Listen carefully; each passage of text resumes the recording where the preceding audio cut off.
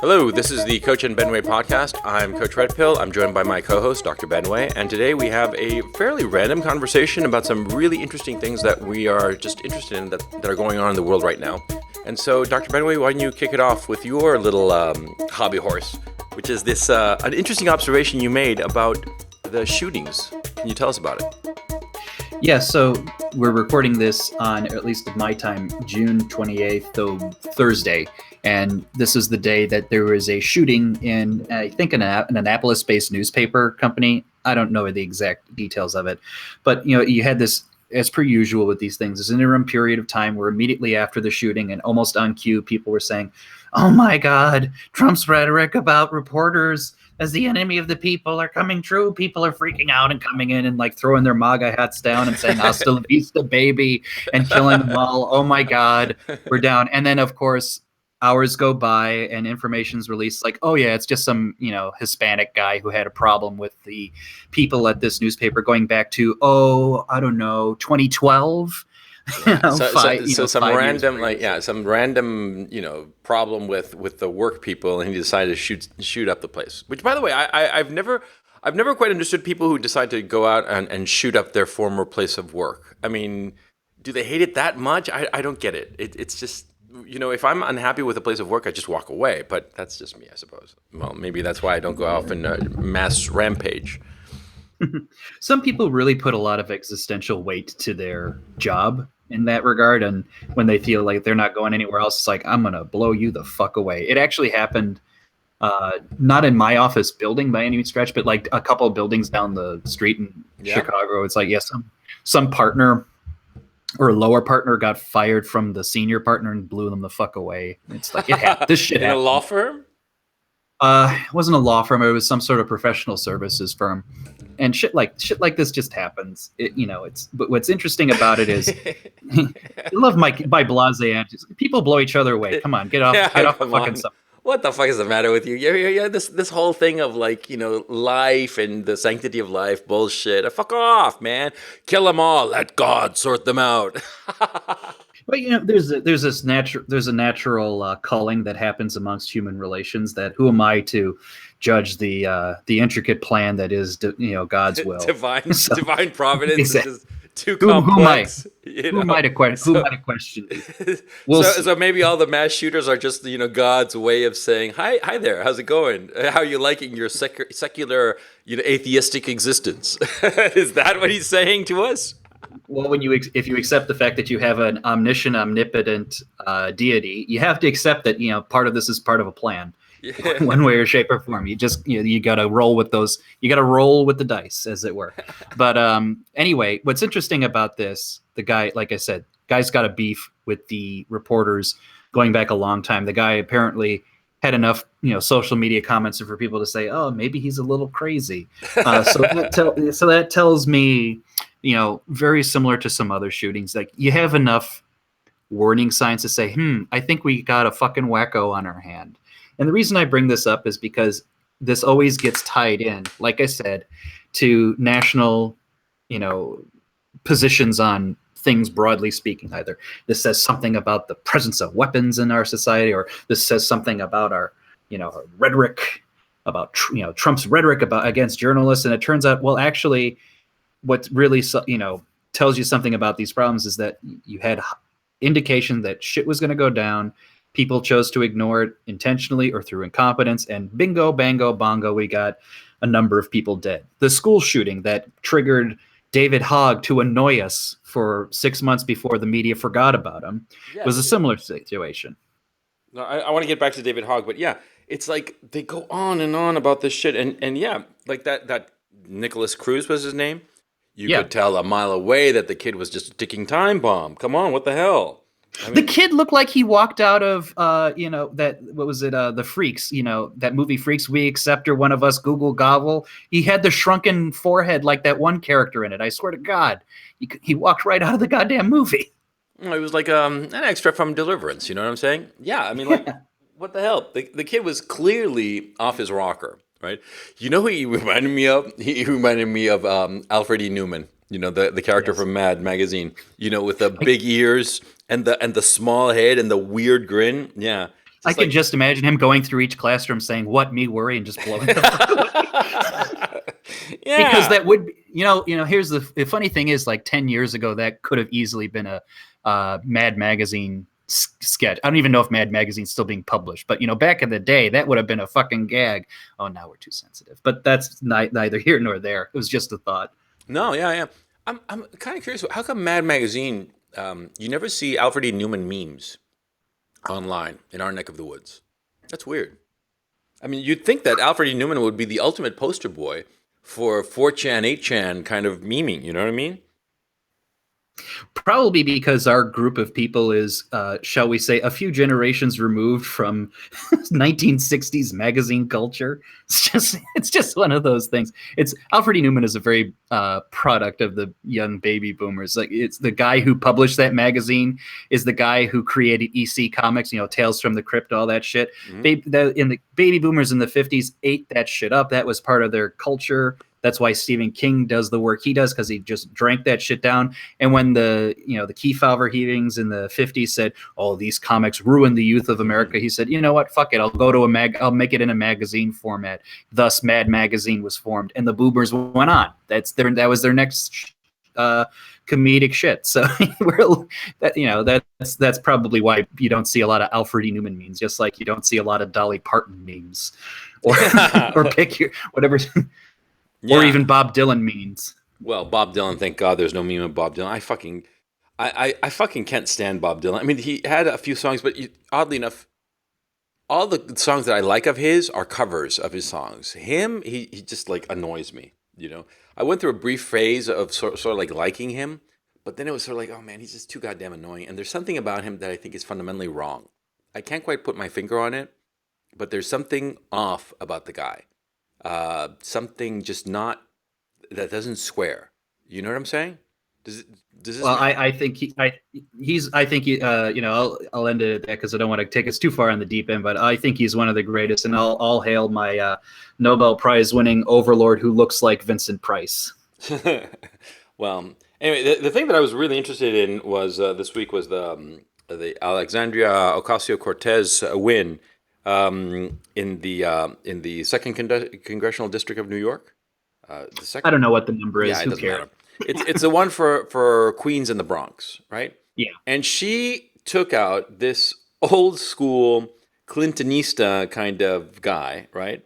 What was the name of the son of a? I mean, I'm looking at Google. I googled her name. The It's guy's like name is gone. Connors. Nobody cares about him. Oh yeah, Joseph Crowley. Yeah. Joseph Crowley, and that name sounds vaguely sinister. You know, Yeah, shades of Alistair. Yeah, yeah. Aleister Crowley's fucked up brother who couldn't do well in the satanic cults. They said, "What's the next best thing? You'll go to Congress. I'll do it." Yeah, yeah. But anyway, Joseph Crowley. Okay, this guy was actually a big deal. You know, he'd been in the 14th congressional district. Since he'd been in Congress since 2000 shit, since a while. Okay, 2002 apparently. Anyway, he was the number 4 guy in the Democratic caucus. And he had like some run-ins with Nancy Pelosi back in the day, but they'd made nice, and he was sort of like a possible heir apparent to Nancy Pelosi once she steps down, which is, well, we've been thinking or saying that she's going to step down any minute now for several years, But there's a saying in Spanish: "Bad weed never dies." Yeah, that's pretty much Pelosi. Anyway, Crowley, he lost the primary to this Ocasio-Cortez chick, right? Now, Ocasio-Cortez is 28 years old, okay? She is a neophyte. This is the first time she's ever run for any kind of political office. And she handed Crowley his ass. She beat him, what was it, 57-43? Something like that in the Democratic primary. Now, that matters because it's a traditionally Democratic district. The Republican they field is usually a token Republican, okay? She wiped the floor with this guy, and she is a diehard socialist. Now, I think that this is really indicative. I think that the Democrats are going to swerve hard left, and they are going to start supporting, because they're going to look at this as like a sign of the times that people want socialism and shit, and they're going to swerve hard left and it's going to blow up in their fucking face. I mean, that's my thinking. What do you think? Well, I think the other dynamic you had to keep in mind here, and it's not unrelated to the swerve left, is you have to look at the constituency who she's running for. She's in a district that's 50% plus Hispanic. Right. And I think mostly minority. Like the white population is very minuscule. Oh, yeah, And if it's there, it's like hipster bullshit. Yeah. So with that in mind, she was the Hispanic face in that district compared to an old white guy. And I'm gonna, people are gonna vote for someone who looks like them. It may sound silly, but sorry, Ben Shapiro's of the world, ideas don't really matter that much. It's just one of those things. So yeah, I mean, the fact that she happens to be socialistic, yeah, probably because Hispanics are more inclined to be socialistic than average white people. But that's almost neither here nor there. It just happens to be the case. And, yeah, that could very well mean that the party shifts increasingly leftward. But I think, I always kind of take it with a grain of salt because there's been a couple of instances elsewhere where that hasn't happened. For example, in the Senate run in Maryland, I forget who won, but that was where Bradley Manning or Chelsea Manning, depending on how much you want to give into his insanity, was running his long shot campaign for Senate. And it's like, I don't even think he garnered like a couple of percentage points. It was like a complete blowout to the point where everybody's like, make sure you've locked all access to Windows on the iStory. This kid's going to do something stupid. So, that was an instance where, they could have easily done the poster child for, hard left-wing activism, criticism against the government and such. Nobody really fucking flinched on that one.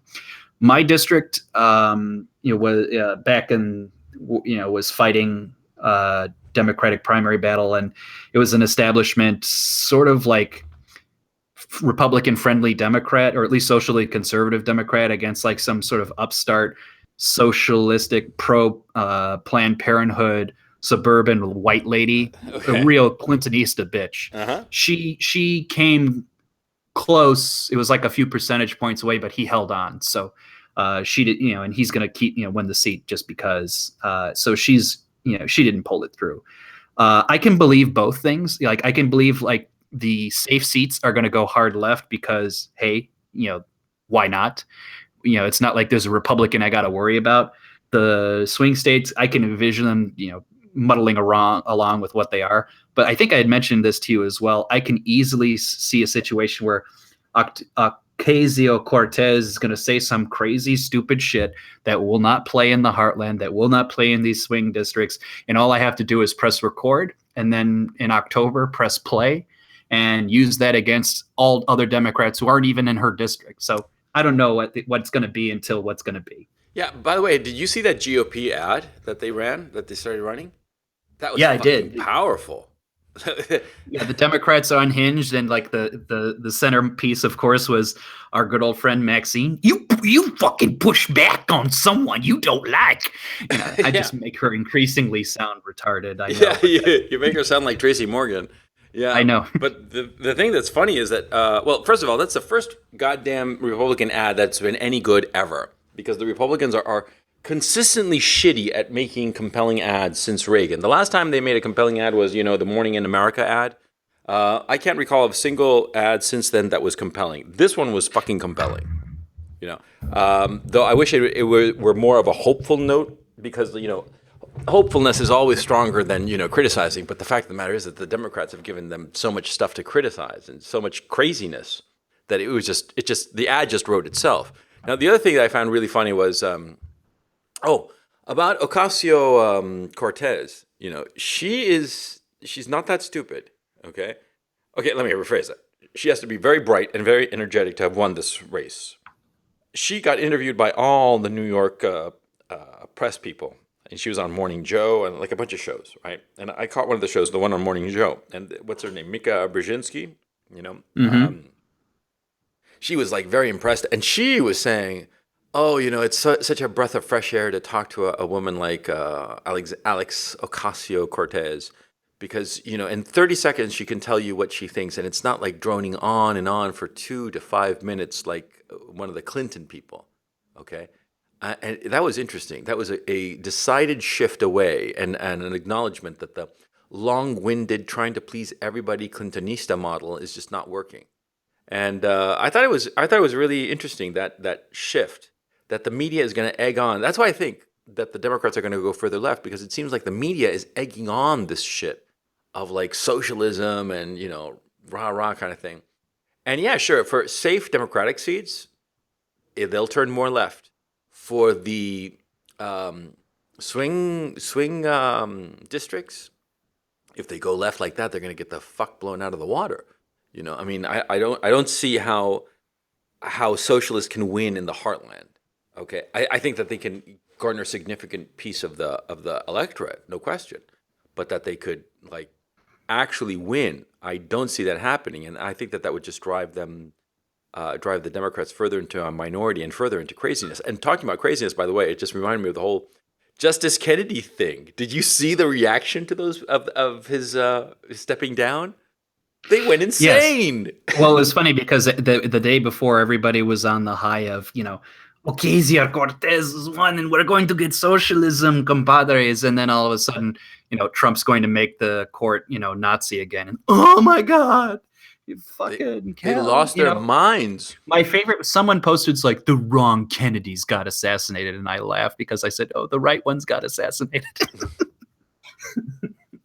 It's funny because we talked about it and it's true. But needless to say, yeah, they lost their shit. Well, because they know that a couple of things, right? They know that for all this stuff about the honor of the court being, truly, sincere and just about the Constitution, man. They know that this is an easy way to control the legal system because everybody on that court votes according to exactly how you expected them to based on political affiliation. Yeah, Number one.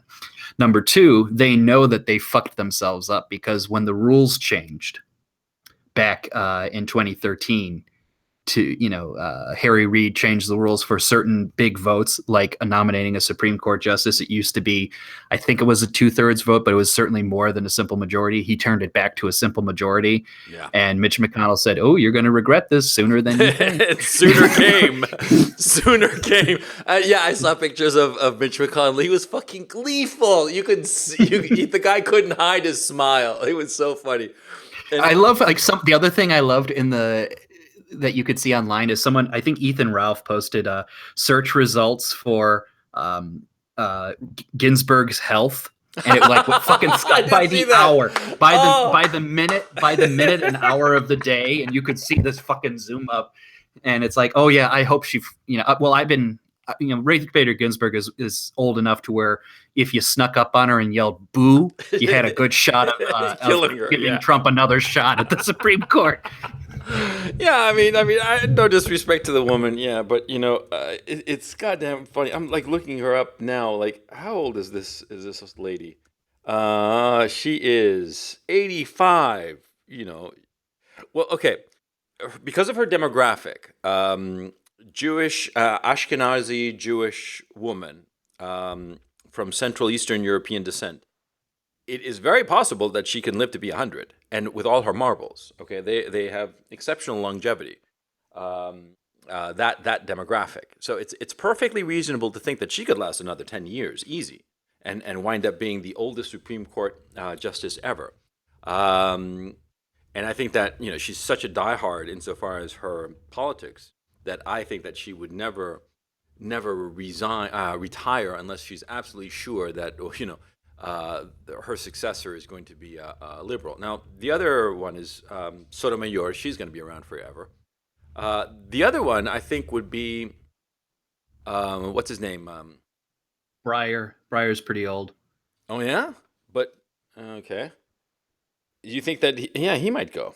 Yeah, but Ruth Bader Ginsburg, man, if she were to retire. Oh, that would be so funny. Oh, let me put it this way. She definitely, and I know just based on everything I've heard about her, she's definitely saying to herself, I got to hold on for the next 3 years, 2 to 3 years at least. Yeah, she's definitely that. If he wins re-election, what's she going to do? Yeah, I know. It's like, she's just going to say, well, I'll eat a lot more smoothies and I'll try to make it. No, poor woman. Yeah. But what do they call her? RBG, the original RBG or some shit like that? Oh, they have stupid names for these things, per usual. Yeah, they're trying to make her like into some sort of, cool meme or something. It's just a nice old lady. I don't know. I don't know what they're. Well, be that as it may, Kennedy is gone, and there was just like fucking insanity. Oh, where was it? Where was it? I saw something that I thought to myself, this person is fucking out of his mind. Oh, yeah. A guy called Matthew K. Literally in tears. Haven't felt this hopeless in a long time. With Justice Kennedy leaving, we now have two options as Americans: get fitted for your Nazi uniform or report directly to your death camp. How do you fight the darkness without light? My spark is going out. This is some part of me so thought that stupid. What? you gotta wonder if like that's like performance art or something. But I gotta say though, Nazi uniforms, Hugo Boss design, man. Take it easy. It's Yeah. they really have nice angles. I gotta say. Yeah, between the reporting directly to a death camp and a Nazi uniform, I'll go with a Nazi uniform. Yeah, I mean, sure, why not? They'll get better food, nicer uniforms. What else? It's that Oh, and Seinfeld life. gag. Yeah, but It's that Seinfeld gag when like for some reason George made a comment about like, hey, let's just go along, and Jerry goes to George like, I could easily imagine you in Nuremberg in the 30s just like, come along, Jerry, come along. yeah, yeah. No, well, look. Let me repeat this. Okay, this guy Matthew K. He calls himself, and he's at Matty K 17. That's MATTIEK 17. That's his handle on Twitter. Literally in tears. Haven't felt this hopeless in a long time. With Justice Kennedy leaving, we now have two options as Americans: get fitted for your Nazi uniform or report directly to your death camp. How do you fight the darkness without light? My spark is going out. I mean, think of the insanity of that tweet of somebody who, in all seriousness, wrote this shit. Okay, and I thought it was just such a goof that I had to check the rest of his feed. It's for real. Okay, he's not fooling around. How do you reason with such an imbecile? Because this person is just flat out stupid, or just so overwhelmed by their irrationality that they cannot be reasoned with. They cannot be reasoned with at all. This person is fucking insane. He's not insane frothing in the mouth. He's not insane that he's going to go at you with a kitchen knife. But he's insane nevertheless. I mean, the guy's got issues. What the fuck? You know what I'm saying? As I said, everybody. Well, first off, it only takes a modicum of 2 seconds to realize that the Supreme Court doesn't operate that way, and the Supreme Court doesn't issue diktats saying, "Okay, everybody to the camps." The Supreme Court could, in theory, approve a camp, but that's a different story completely. But the joke is this: clearly, I mean, and people have been saying this for a while. He simply sees a different reality that can't be argued with. You can't convince him that he's outside of this existential construction that he's created. And what do you do in that situation? It's like, well, you kind of stay away from him, or if you confront him because you're going to have an existential crisis at that point, shit gets fucking ugly fast. Well, yeah, that's the thing. You see, we're talking about this particular individual in an isolated sense, but he is representative of a whole swath of the population, of the American population, who have gone out of their fucking minds. I mean, they're literally out of their fucking minds. Because look, I don't like Trump. I've said that innumerable times. But the guy is not a fucking Nazi. He's not the reincarnation of Adolf Hitler, for crying out loud. He's just he's just a politician, or an ersatz politician who, in my eyes, got lucky. And, he's president of the United States. Big fucking deal. I mean, there are so many constraints on the power of a president anyway. Okay? It is like being the captain of an ocean liner. You can't turn that puppy on a dime. Okay? Any movement of that ocean liner is going to take a long goddamn time. Why the fuck are they freaking the fuck out over the guy? Because it's absurd. Because he has never said anything even remotely like he's going to create fucking death camps and shit like that. This is all like fucking propaganda. It's all like insanity. I want to say, don't these people see this? But obviously they don't, because they're carrying on as they are. But I just. And the thing is, of course, and this is what I will say. It's clear to me that he's not per se reflecting on the Supreme Court or reflecting on Trump alone, as much as he's reflecting on a culture at large, or at least his interpretation of it, which, not to say that makes it more rational. It makes it, even more confused. But like everything, people find odd ways to articulate something that you have to interpret. And I interpret his that way of saying, that which I understand to be true no longer is, so I'm very angry. That which I understood as to be expected of reality doesn't seem to conform to that. As a result, the Nazis are taking over. It's not my fault. It's the children who are wrong. You know what I mean? No, I see your point. It's a very good one, but it's just, how can I put this? I'm a fairly grounded guy. Okay, I don't. I see realities as it comes at me, and I look at what somebody says, and I look at what they do. Okay, and what they say, I mean, shit, it's what they do that counts, right? That's my thinking. A lot of times, your words do have power to inspire, power to move people towards a certain course of action. But at the end of the day, what matters are your actions. Okay. I look at Donald Trump and all the things that he's done. I'm very upset with him over the budget, for instance. I think that you agree with the fact that, I mean, I think that the budget was horrible. It just creates more deficits that are going to be big problems later on down the line. I think that also it just accelerates income and wealth disparity, which I think is the problem. Okay, I think that there hasn't been enough effort in terms of cracking down on predatory lending to students that turn them into debt slaves. I mean, a whole bunch of stuff that I think is more important. A whole bunch of things that Trump has done, which I don't like. But even the things I hate the most about the guy, really the budget at this point, they're within the realms of the normal. For crying out loud, I'm not normalizing stuff. My attitude on the budget is like that shit was going to happen no matter who was going to be president. That's just a sign of the American empire's situation, right? You get extra pissed off at Trump because in theory he had a little bit force against it, but I'm like, I would have gotten that budget if he didn't get elected either. So you got to put it in a perspective. Well, yeah, I don't know how to think about the whole fiscal situation, because it seems to me that, well, we always say that Obama doubled the deficit, which is true, but we don't really talk about the fact that that the inertia, the fiscal inertia, would have led to that doubling of the deficit had it been Obama or had it been anybody else. I mean, it could have been Ronald Reagan, for crying out loud, and still would have doubled. Okay. Okay. My thinking about this insanity of these people. Okay, how can I put this? I find it very, very funny, and yet at the same time deeply, deeply troubling, because these people actually believe it, and it leads me to conclude that there is a goodly chunk, about a third of the population, that is going out of their minds, because this is not the behavior of rational people. This is the behavior of crazy people. Okay, you're sending out a tweet with these words reflecting this emotion.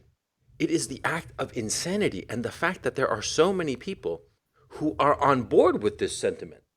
That's what's deeply troubling. If some random said this and everybody laughed at him, oh, I wouldn't even mention it. I mean, how many times do crazy people, do people say crazy shit on Twitter or whatever, and nobody pays attention because it's just, it's just a joke, it's just a goof, it's just, some random crazy said something stupid, right? But this is representative and validated by so many people. That's the thing that has me deeply troubled. No, I agree. And here's the thing that I have to keep in mind and I try to deal with, which is I'm sure amongst their circle in their little podcast realm or wherever they're having their conversations, they think the same of us. They think we're crazy. They think we're whatever, we're exemplars of the right-wing insanity. And, we have our points against that thinking. I mean, so, that you have to come to a conclusion that, I'm convinced at least of a certain degree of my rectitude. But, regardless of that, I'm just convinced that we're not going to see eye to eye for a long time right now. We've it's like sometime back in the past, two ships diverged in the night and, it's just getting spreaded farther and farther apart. So, I don't know a good way to like get out of that, or just to say like, how do you convince someone? I don't think you do. I think you just realize that, hey, we live in two worlds now. This is at some point in time, like one species of animal becomes another species of animal. It feels like we're getting that path right now. Yeah, yeah. I'm looking at this guy Matthew K's tweets. He rendered them protected. I mean, I guess he got too much shit and he just decided to call it a day. Um, Oh, that happens all the time. I'm not surprised. yeah, because he had like 480 followers and close to 5,000 tweets. So he's not like a particularly big Twitter guy. He's like he's nobody really. And this one just went viral and just bit him in the ass, right? Because everybody made fun of him. Or let me phrase it: our neck of the woods made fun of it. But yeah, well, I mean, I'm gonna spout off something random here, but that that thing of like you write something, you're just some random schmo, and you write something, and all of a sudden, thousands upon thousands of people comment on that thing and make fun of you. That is psychologically devastating. I've thought about it quite a bit. That is the ultimate bullying, and I don't see how that can possibly be changed with the way social media is. The only way you could possibly change it is if nobody can make fun of anybody. Other than that, I don't see how that could possibly be avoided. And I think it's something that we all secretly fear, that we want to be edgy, but at the same time we're thinking if we're too edgy, we might get that viral spotlight and get blown the fuck out of the water. You know what I mean? Because like this poor guy Matthew K, you think that his life is happy right now? I bet he must be like, well, he's gay, so he's probably crying his eyes out.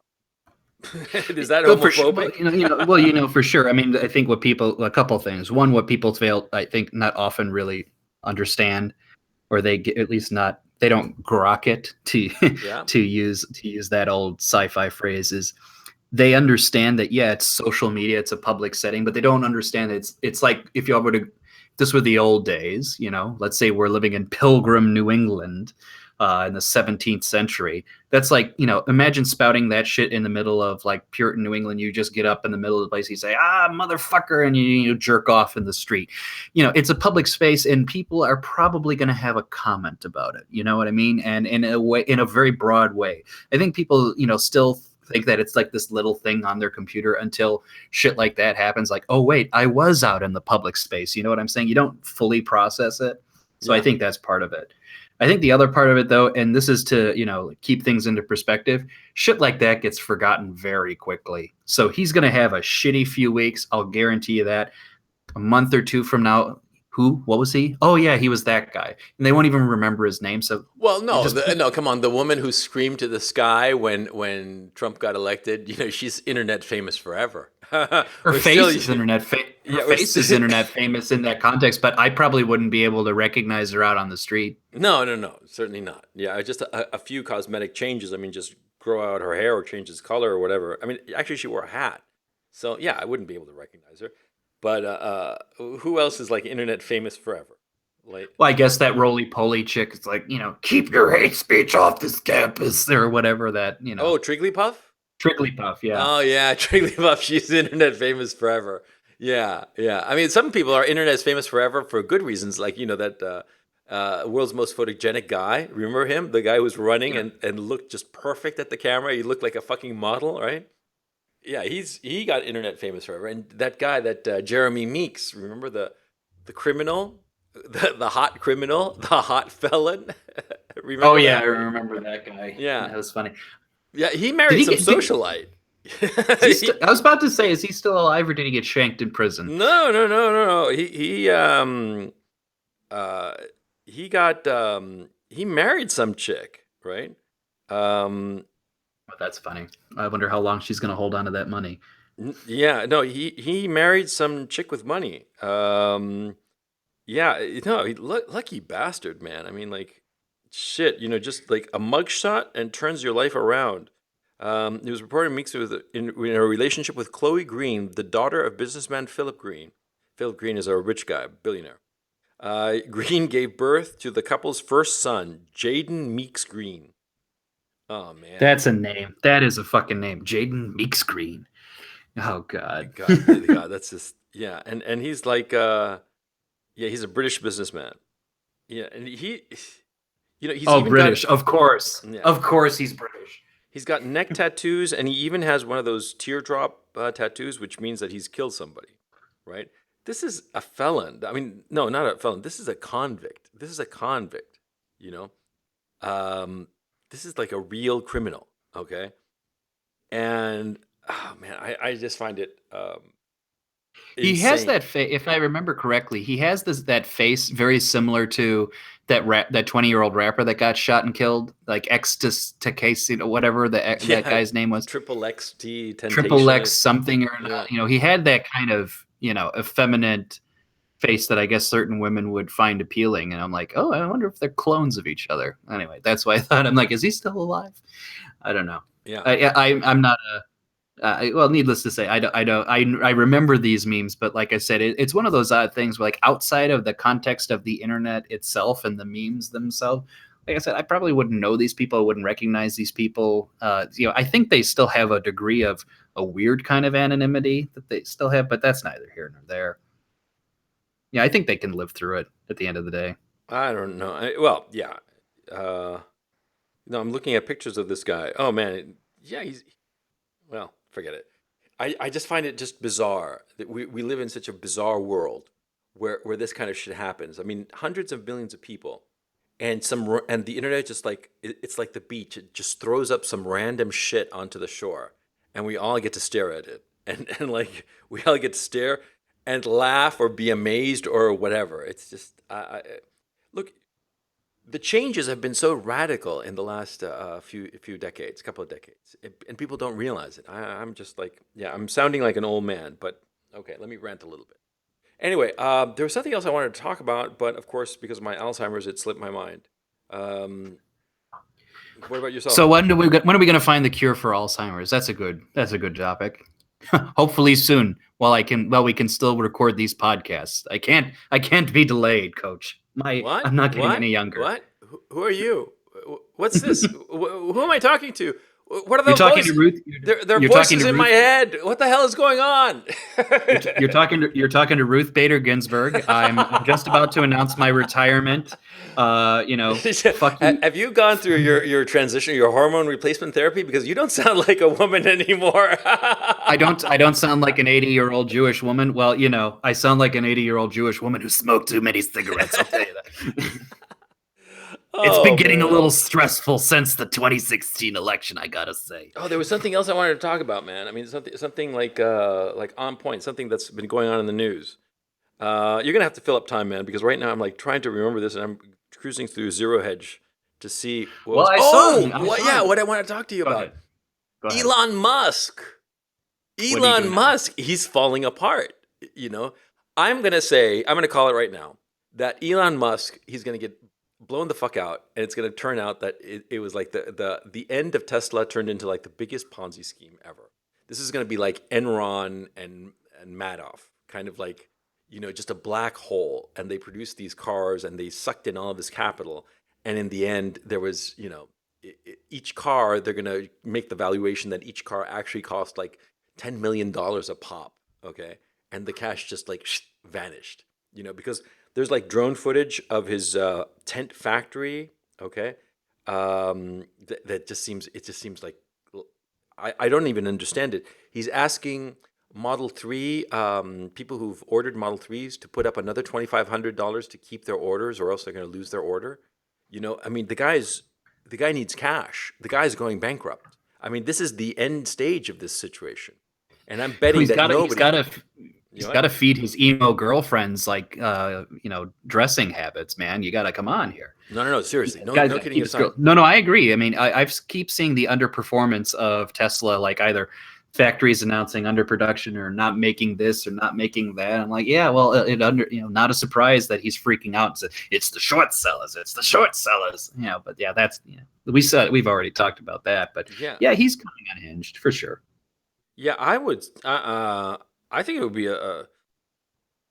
I'm looking at the 1 year for Tesla stock. It's fluctuated between 250, a low of 250 back in March, and a recent high of 370, 371 almost, in June, just a couple of weeks ago. And then it dropped from 370 to, wow, 330. That's a 10% drop.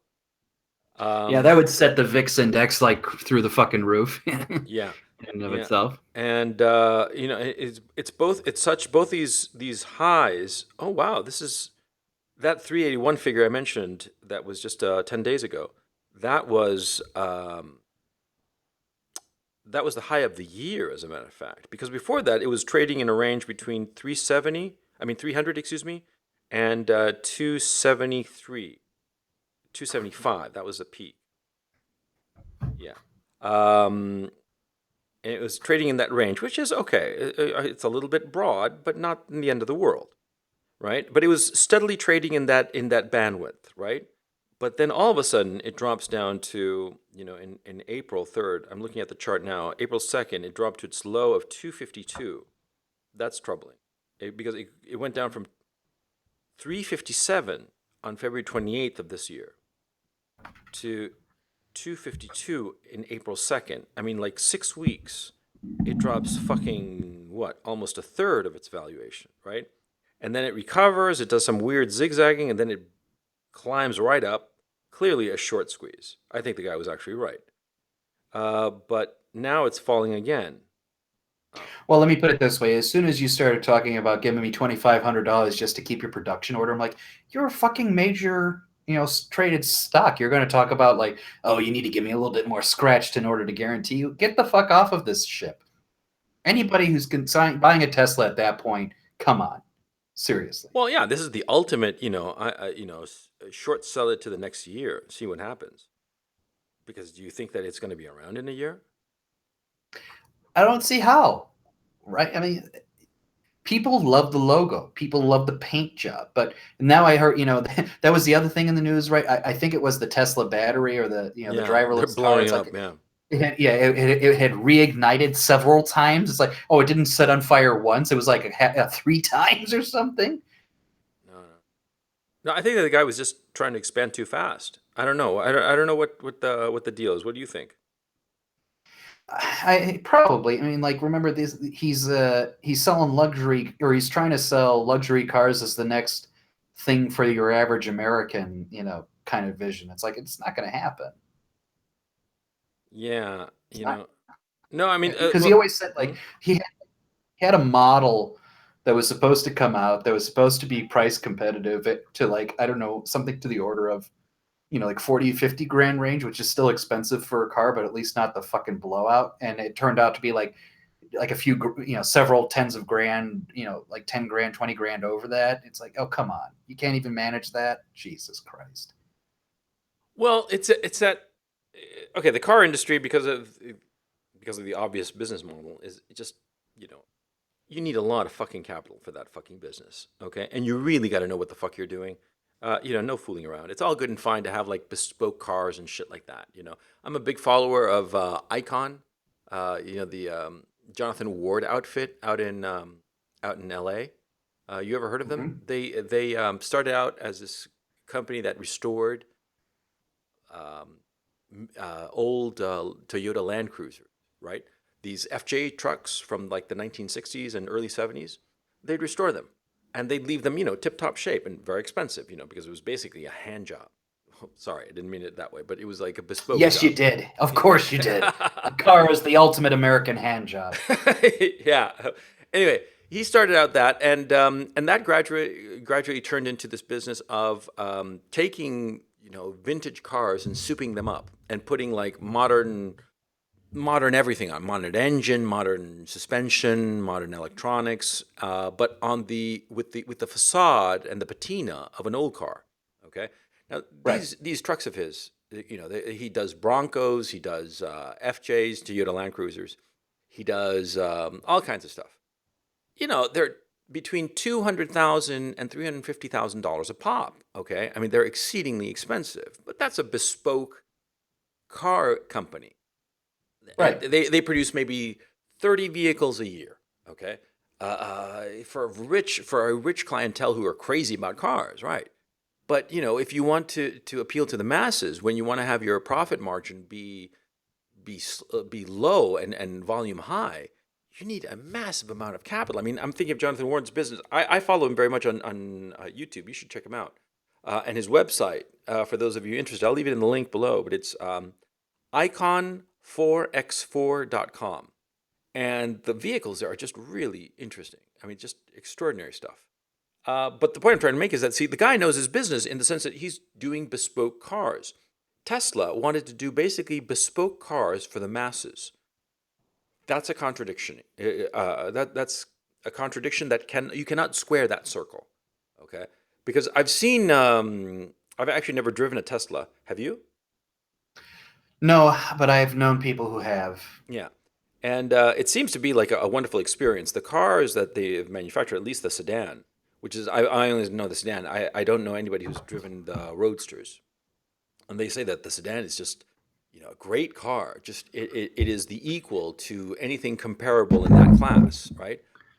But at the expense of it, and the expense of the popular car, whatever, it's yeah, the base model is supposed to be 30,000, but the base model practically comes with nothing. You add up the stuff, and it starts closing in on $70,000-$80,000. Well, I'll tell you, I think the thing how I read through this is Tesla is a company where you let the engineers and the designers dictate all policy. Because everybody I know who really is into Tesla, I mean, everybody understands, yeah, there's probably a lot of quality in here, but from a business perspective, the people who fight me tooth and nail and say, no, Tesla's really something here, engineers and product management people. Well, let me put it this way, product design people who think like, oh, I just look, it's so perfect. I'm like, yeah, of course it's perfect. Try selling it to an average schmuck who wants a fucking car. Ain't gonna happen. Yeah. Yeah, and you can't let those people. I'm sorry, if they follow me, they'll know I'm picking on them on this point. You cannot let that thinking rule the world, because I've seen that kind of thinking ruins everything to a certain extent. Where you say, I'm going to make perfection, and all of you who don't understand perfection, it's a problem with you, not me. It's like, no, you just don't understand that people are trying to tell you something, and you just refuse to listen. And that's Elon Musk. Tesla, in a nutshell. Yeah, well, I'm planning on doing a video post in a few days called "Adapt or Suffer," because that's the thing. Well, eventually you do die, but the suffering along the way, and I think that might be part of the problem of Elon Musk, that he's gotten his way so many times that he gets to a point that he doesn't know how to adapt. You know what I'm saying? Because he was one of the founders or co-founders of PayPal. I'm not clear as to his relationship with that company. Do you happen to know how that happened? Not exactly. I mean, I don't know if he was like just on the investor side or if he was on like the actual development side. So I couldn't tell you. I understand he was on the development side, and that's where he made his first big money, right? From what I understand, his only big money. But he made a really big pile of it out of PayPal, because PayPal is basically a bank that's unregulated, and I can't believe that the SEC, I mean, the banking, the Federal Reserve has not cracked down on PayPal. I mean, that PayPal is just begging to be cracked down on, because it is a fucking bank. That's what it is.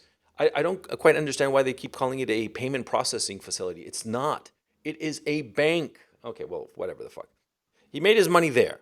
And then he invested in these different businesses, and they were all flashy, and they all garnered like a lot of investors. But I was like looking just now on the Google thing of Tesla, and Tesla was founded in 2003.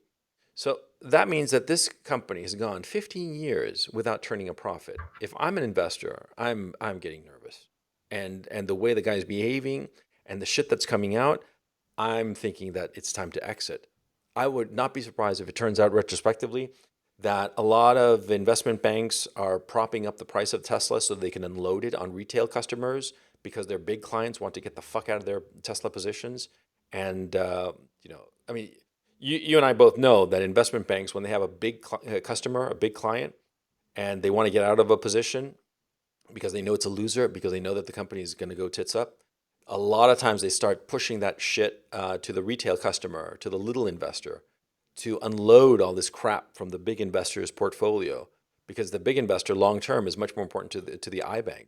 And what, Goldman isn't going to fucking do that? Of course they're going to fucking do that. They're gonna make sure that the price stays up until they've loaded all of that position onto dumb money, and then they'll pull out the rug or pull out the flying carpet, because that fucker is flying on nothing but air.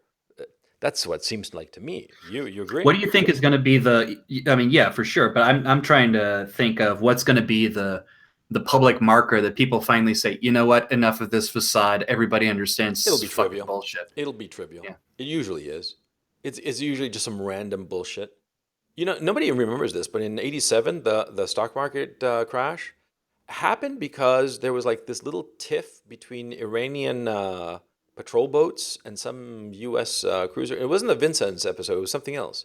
It was like some trivial little shit, and everybody got spooked, like like fucking horses, right? And they all went to the exits, right? It's usually some trivial shit that retrospectively nobody remembers. But I remember that one specifically because I was shocked that something on the other side of the world that had nothing to do with stock prices spooked the stock market so badly that it collapsed, right?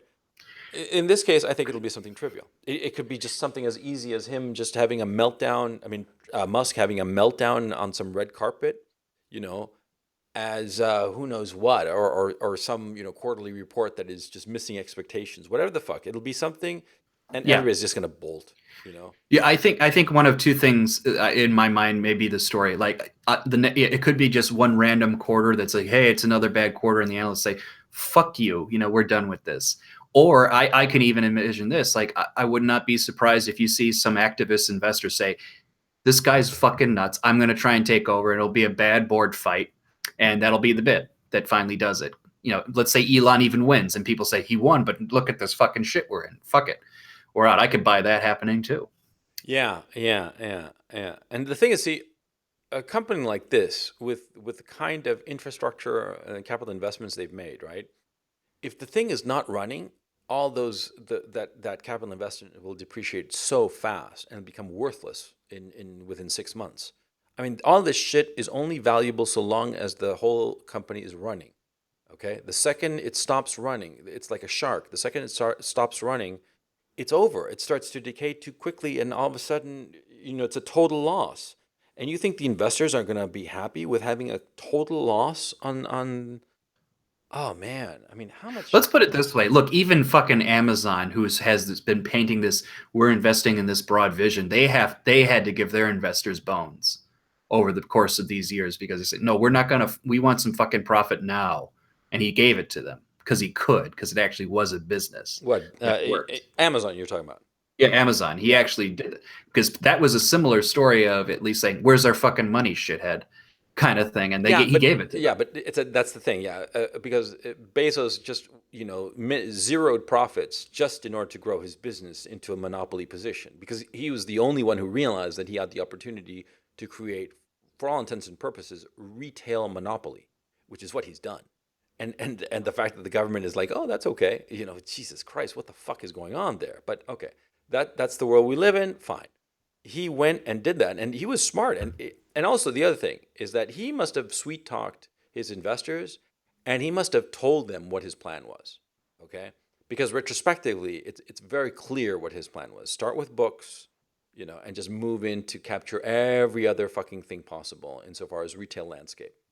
And I think that Jeff Bezos is, retrospectively, I have to admit, one of the most brilliant business people ever. Because the guy saw what he was doing and he had a clear mission and a clear plan. It had nothing to do with fucking books, which I think he probably thinks is gay.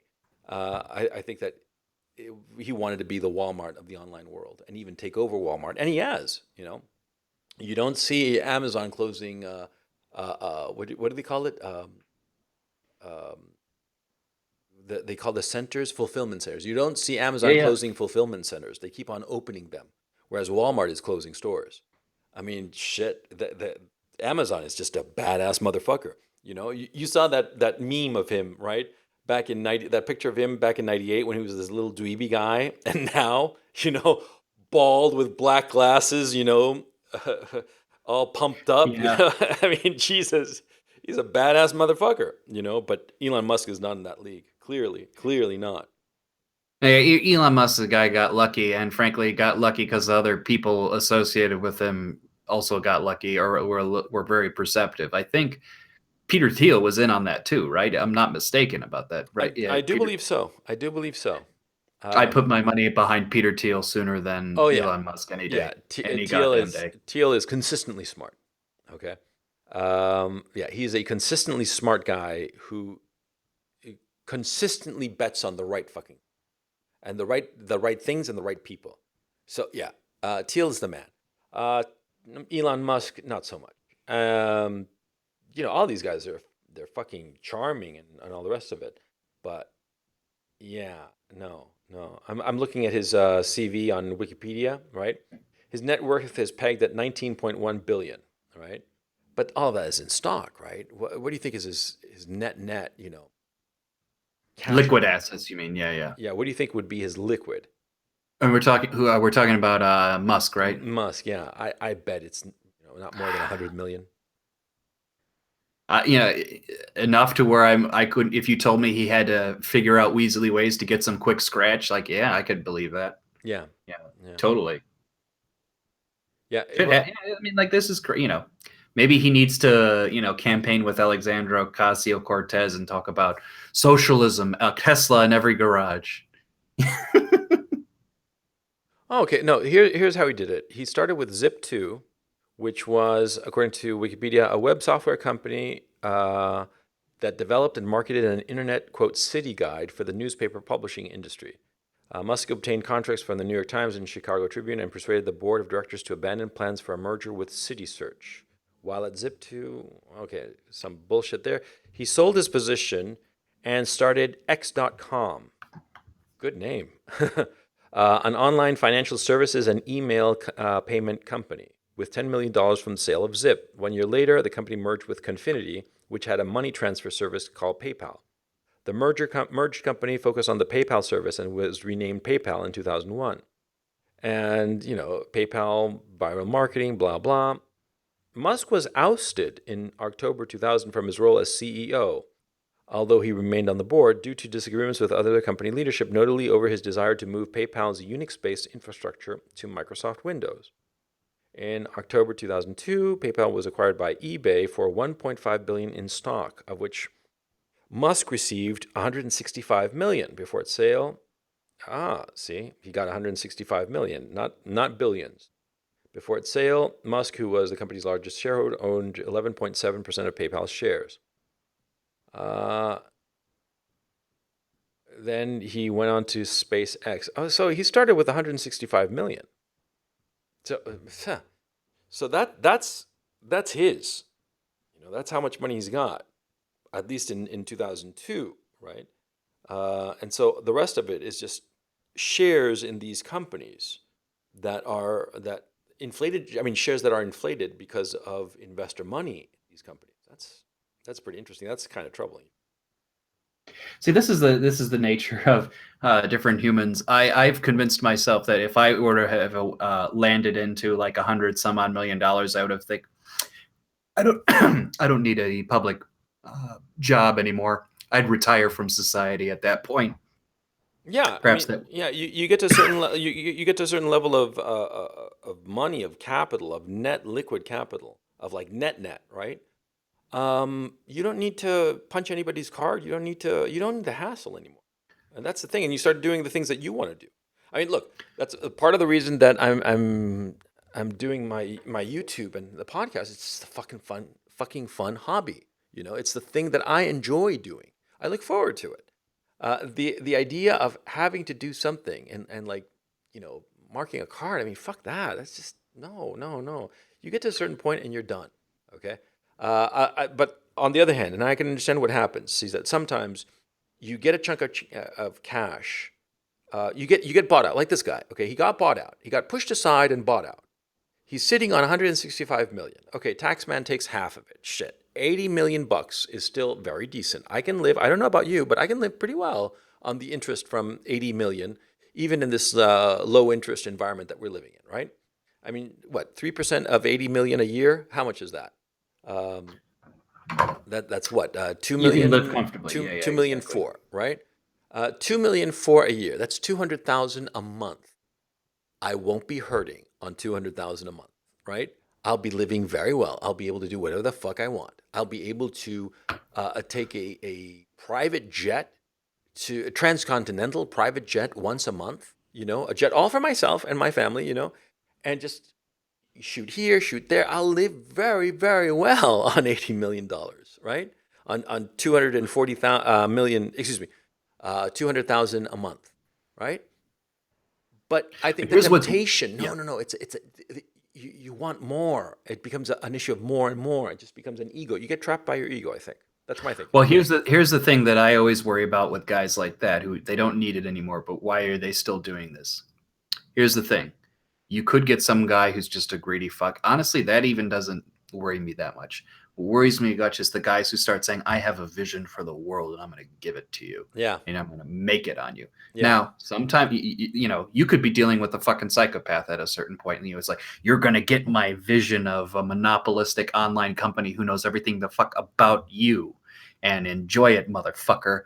And you're going to love the shit I give you. It's like, yeah, well, that could be fucking crazy. Let's accept the fact. Because when you're not trying to earn a living, you're not trying to, earn a scratch. You're beyond the position of saying, in order for me to do well, I got to do well by you. No, now you're freed yourself up in a position. It's like, you're all going to come around to me. And that's dangerous. Sometimes it's worthwhile. Sometimes you get it's like absolute monarchy, right? Every so often you get the great divine King Marcus Aurelius. Sometimes you just get a lot of shitheads. Yes, yes. I think that we've seen a lot of these billionaires, these big industry people who say that they want to change the world. I mean, it started with Steve Jobs, if you think about it. Steve Jobs, he was peddling that world-changing shit back in the '80s. And I think that he genuinely believed it. I think that he genuinely believed it, yet at the same time he realized it was a really good marketing ploy. So I'm actually not sure how much was one and how much was the other. You know what I'm saying? Because I do know. If you think about it, it is megalomaniacal to the extreme to be thinking, I am going to change the world. It's kind of fucking nuts. Well, he would always have those ads like, Jesus, Gandhi, me, to borrow Bill Burr's bit, which I think is brilliant. Yeah. That was him. And he's had that weird mentality where, like, to your point, does he know it's bullshit and it's just marketing, or does he actually believe it? Or in my mind, I think he actually believed it, but was self-aware enough to know it was a little bit of bullshit. So he had that tension within them. Both were true. Yeah. Yeah, I saw the movie, the Jobs movie, or iJobs, or whatever it was called, the Danny Boyle picture, and it missed the point of the man. The script missed the point of who he was. It did not understand him. I thought that was really kind of sad. Well, because it's an Aaron. I think Aaron Sorkin wrote that, and added Aaron Sorkin right to the top of my list of overrated writers. Him with Quentin Tarantino. Yeah, I said it. Yeah. I fucking said it. No, I think that Aaron Sorkin, I think that he's overrated, definitely. I think that he has an interesting way of writing dialogue, but it's not particularly novel. It was done before in the fast talking comedies of the 30s and 40s. I think that he's overrated. He's an overrated writer. He's good at structure.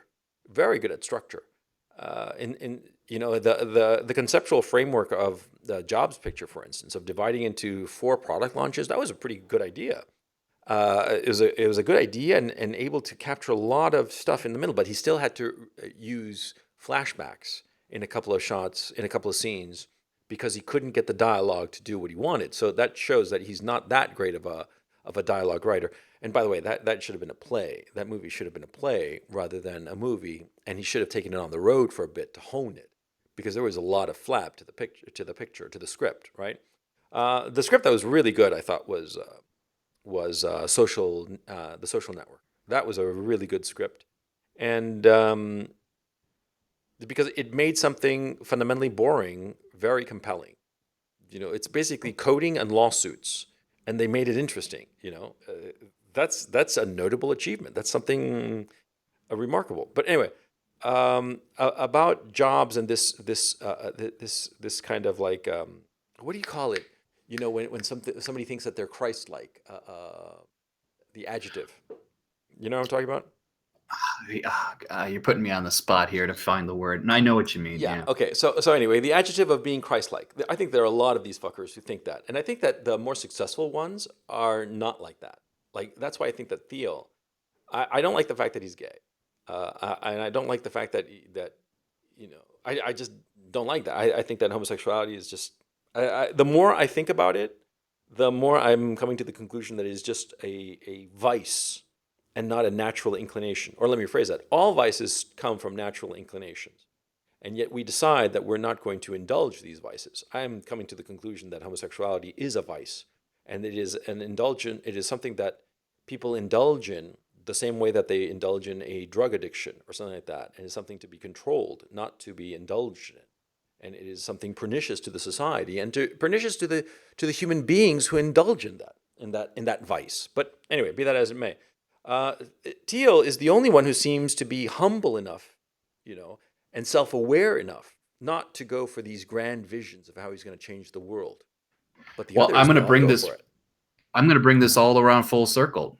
What? Did you see going around? I was like, Peter Thiel is constantly on people's short list to be on the Supreme Court. What? Yeah. Oh yeah. They're Fuck amongst you. amongst. He's not my even a crowd. lawyer. Doesn't matter, and it's even better that he's not.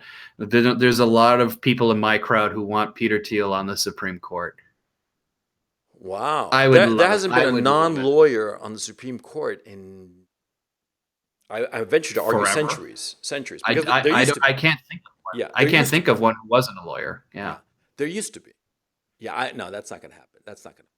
Okay, Of course, it's not going to fly, but I just love the idea.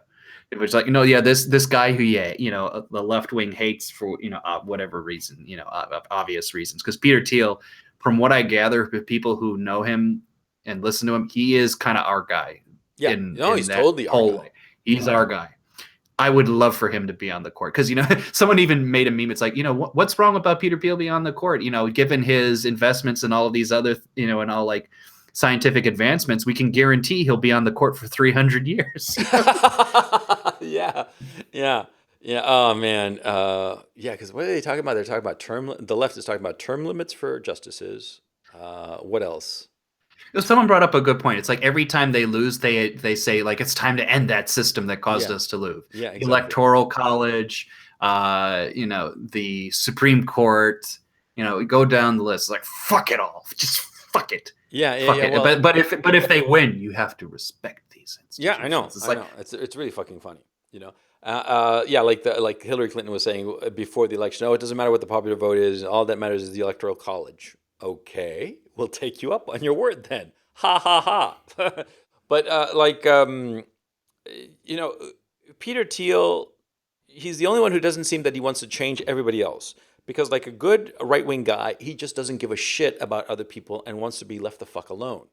Because that ultimately is the whole notion of the right. We want to be left alone. We want to live our own lives and nobody bother us or nobody hassle us. And the left, they're hell-bent for leather and sticking their fucking nose, their aquiline noses, into other people's fucking business.